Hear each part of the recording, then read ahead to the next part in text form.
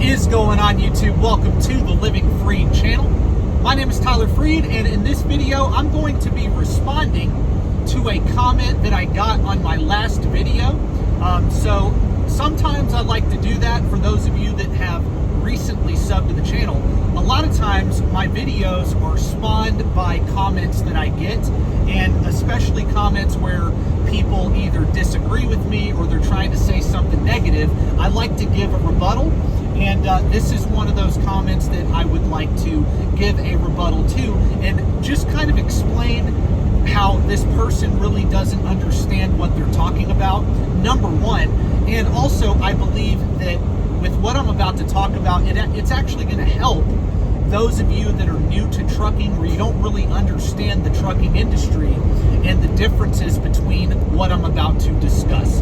And so you will see the title of this video. It'll probably be titled something close to I'm not a real owner-operator, I'm a glorified company driver. That's probably going to be the title of this video. And why am I making a video titled that? Why is that the thumbnail? Well, because again, I got a comment on my recent video, and the person said that you're not a real business owner in trucking unless you have your own authority, and unless you have your own MC and DOT number.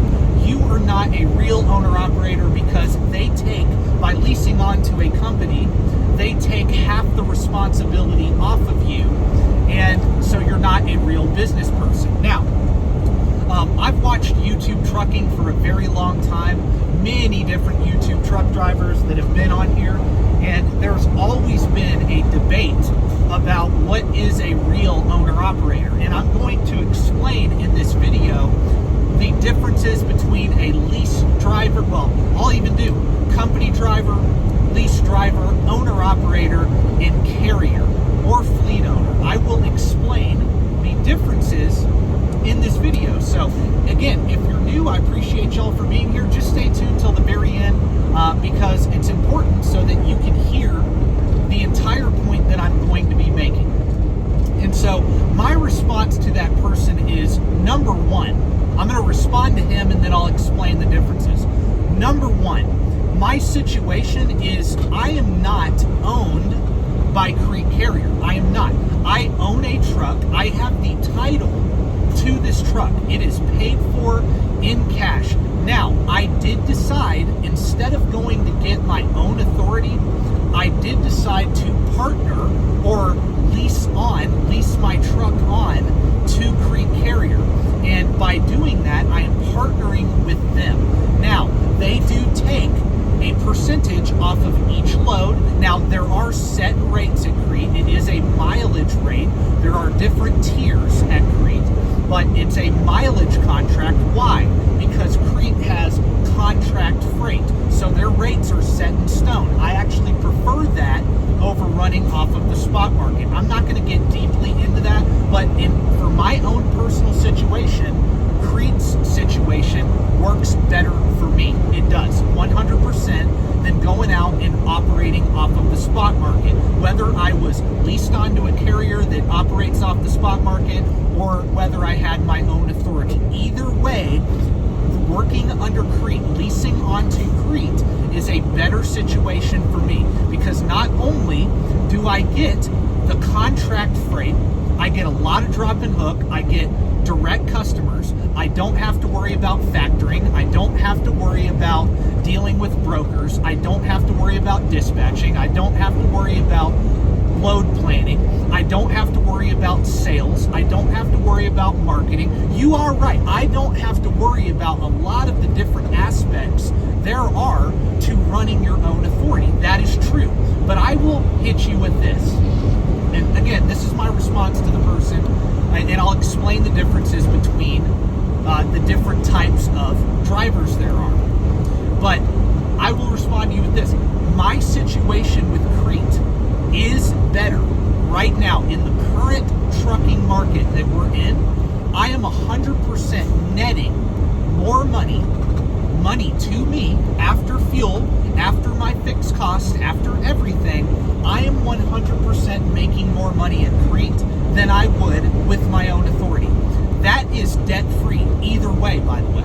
That is whether I had a paid-off truck and trailer or just a paid-off truck leased on with Crete, because they give you so many discounts on everything, right? There's so many benefits to leasing on to a good carrier right now. I'm using their liability insurance. I'm using their shops to get work done on my truck.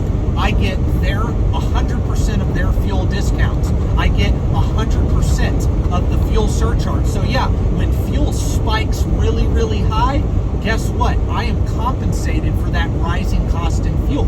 So if I were running under my own authority, hauling spot market freight, or I were leased onto a carrier that was hauling spot market freight, how do I get that fuel surcharge? I would have to constantly negotiate that fuel surcharge into each load that I'm getting, into the rates that I'm getting on a load by load basis. Whereas with Crete, I do not have to do that.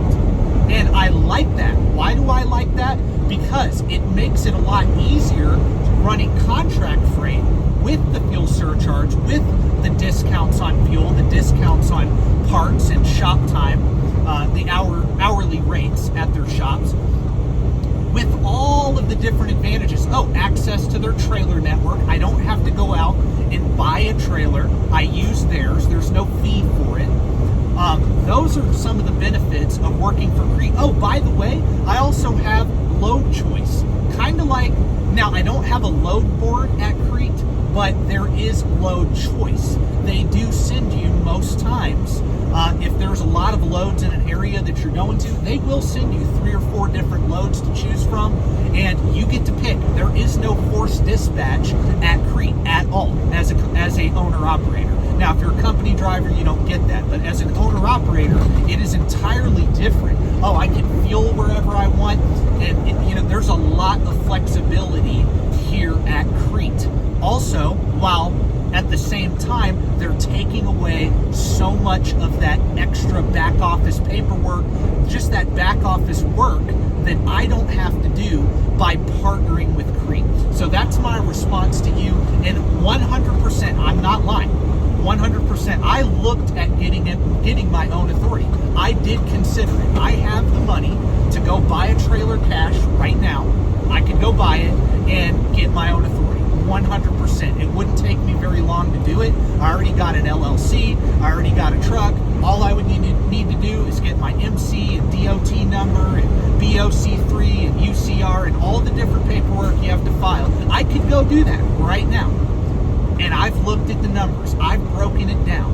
And looking at the rates that you're getting in the spot market right now versus what I'm getting with Crete, and you factor in all the discounts and the fuel surcharge, 100% on a consistent basis, I'm making out better driving for Crete carrier. So that's my response to you. You make of it what you will. I don't really care what you think. It doesn't really matter. You probably don't even own a truck or have never run a business in your life. So that being said, I'm going to get into the differences between drivers. Okay, so let's start off with company driver. If you are to be classified as a company driver, you don't own the equipment, you don't have the authority, you are a person with a CDL, and you are qualified to drive that truck for a company, and they're going to pay you a W-2 wage. They're just going to pay you, and you just drive the truck, you do your job, and they pay you, and they deposit that check into your bank account every single week, and that's it. You just do your job, and you go home, and you get paid. There is no responsibility. You do not pay for fuel. You do not pay for the maintenance on the truck. You do not have to set aside money and withhold taxes yourself from your pay, because they withhold your taxes for you. So you are a company driver if you're in that situation. Now, let's go to a lease driver. What is a lease driver? A lease driver, to me, is not leased on to a carrier. Leased on and a lease driver are two different things, two entirely different things. I own a truck, and my truck is leased on to Crete carrier, yes, but it's leased on. I own it. They do not own that equipment. I can take this truck and put it on with any carrier I want to, or go get my own authority. I can do whatever I want with this equipment. If you are a lease driver leasing a truck from a company, it is their equipment and they are leasing it to you, and you are making payments on that truck, and until you pay that truck off, it is theirs. So if you want to leave that carrier that's leasing you that truck, you cannot do so. You are a lease driver. That is what you are. You are not an owner operator. You are not. That is a glorified company driver, in my opinion. Am I saying that it's a bad deal and you can't make a lot of money? I'm not saying that. Now, there's some really bad deals with those, and there's some decent deals with those. It kind of just depends on who you do the lease through or from. But you are still not an owner-operator. I don't care how much money you're making. You are not an owner-operator if you are leasing that truck from that company and you cannot go anywhere else with that truck. Okay, what is an owner-operator? Well, I kind of just explained it to you. But an owner-operator is somebody that goes outside of the carrier. Say you go to a dealership and you purchase a truck. I don't care if it's paid off or not. If you purchase that truck and you have a loan, but you can take that truck anywhere you want to. You could even lease the truck from a dealer.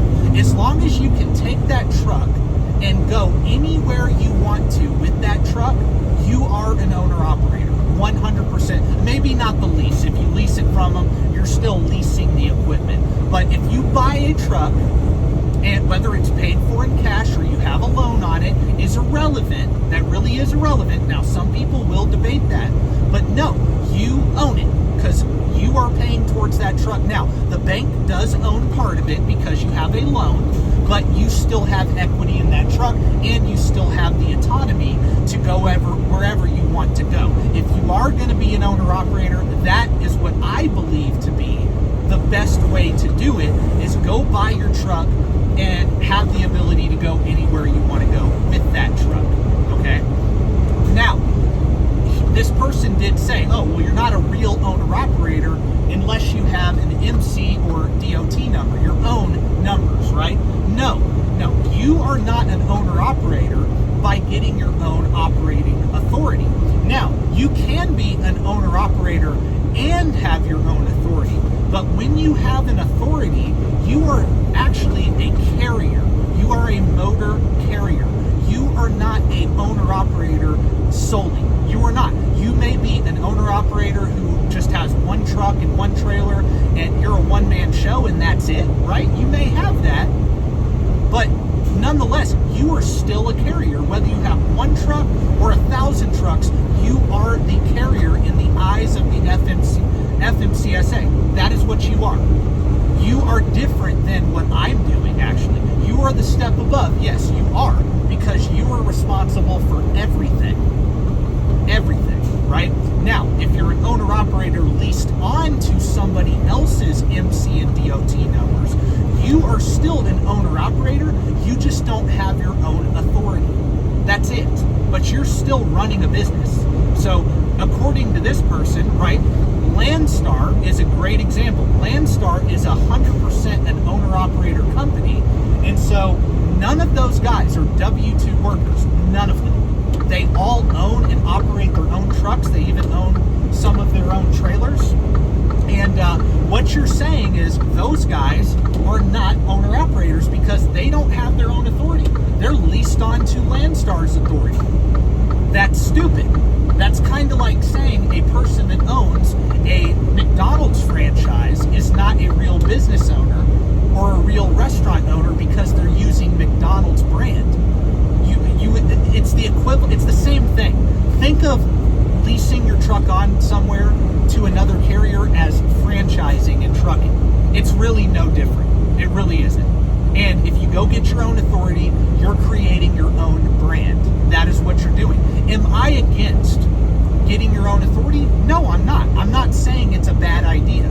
I never said that. But I just wanted to explain the differences because I knew there would be somebody that came on one of my videos talking about doing what I'm doing that would argue and say, oh, you're not a real owner-operator. You're not a real business owner. Well, yes, I am. I get paid. I'm a 1099 contractor. No money is withheld from my paycheck. None. If I want to, I can add as many trucks as I want to Crete Carrier. I can lease as many trucks onto this company as I want to. Or if I don't want to work for them anymore, say the deal goes south. Say that, hey, Crete's not working out anymore. It was great, but it's not anymore.